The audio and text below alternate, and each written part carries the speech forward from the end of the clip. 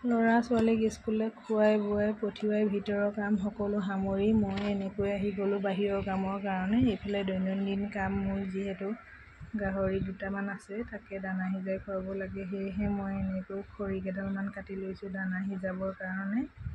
যিহেতু সৰু সৰু কৰি ল'লে পটককৈ জ্বলে খৰিকেইডাল।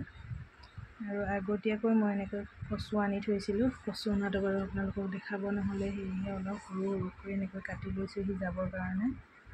আৰু সৰু কচুবিলাক যদি সৰু সৰুকৈ মই কাটি লওঁ, সিজাবলৈ অলপ সুবিধা হয়, পটককৈ সিজে আৰু জুইটো বেছি নালাগে। সেয়েহে এনেকৈ মই সৰু সৰুকৈ কাটি লৈছোঁ। আৰু কচুবিলাকত খুব লতা আৰু বন আহিছিলে, বন বাটবিলাক বাছি লৈছোঁ। যিহেতু গাহৰিকেইটাই বৰ বন পাত দিলে, লতাবিলাক দিলে খাবলৈ মন নকৰে, দানাটো নষ্ট কৰে। সেয়েহে মই এনেকৈ সৰু সৰুকৈ কাটোঁতে বাছি লওঁ সদায় বনবিলাক, জাবৰবিলাক সদায় বাছি অকল কচুকেইডাল মানে মই ধুনীয়াকৈ কুটি বাছি সিহঁতক দিওঁ। তেতিয়া দানাটো সিহঁতি নষ্ট নকৰে আৰু খায়ো ভাল পায়।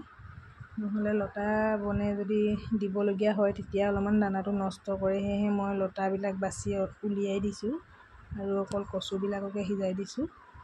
আৰু মই এনেকৈ এতিয়া আগৰ ছাইটো পেলাই লৈছোঁ জুইকুৰা জ্বলাবৰ কাৰণে।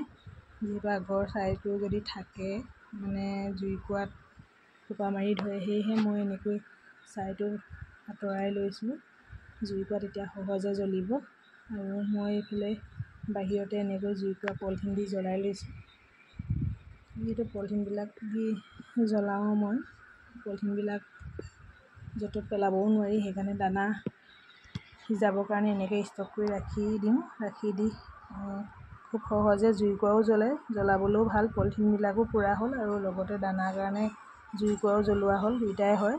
সেয়েহে মই এনেকৈ পলিথিন দি দিছোঁ। পলিথিন দি দিলে জুইকুৰা খুব সোনকালে জ্বলে আৰু জুইকুৰা নুমুৱাৰ চান্স নাথাকে।